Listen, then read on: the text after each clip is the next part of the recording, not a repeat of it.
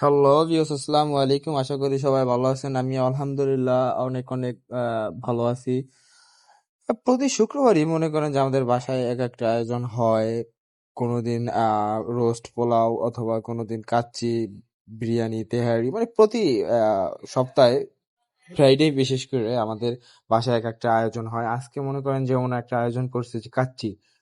এইটা যেহেতু কোরবানির ঈদ গেছে কিছুদিন আগে, গরুর গোশত ছিল ফ্রিজে, কাচ্ছিটা করে ফেলাই, সমস্যা নেই।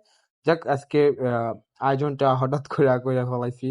এই যে দেখতে পাচ্ছেন যে আমার আম্মু কাচ্ছিটা আর কি সার্ভ করতেছে প্লেটে প্লেটে, একটু একটু করে সবাইকে দিয়ে দিচ্ছে।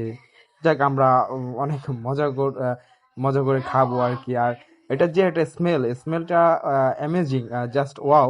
আর এটা আমিও কিছু নিয়েছি, যা খেতে অনেক মজা হয়েছে। তো বন্ধুরা, আজকের ভিডিওটি এই পর্যন্তই। সবাই ভালো থাকবেন, আর আপনাদের বাসায় রান্না করে অবশ্যই আমাকে দাওয়াত করবেন।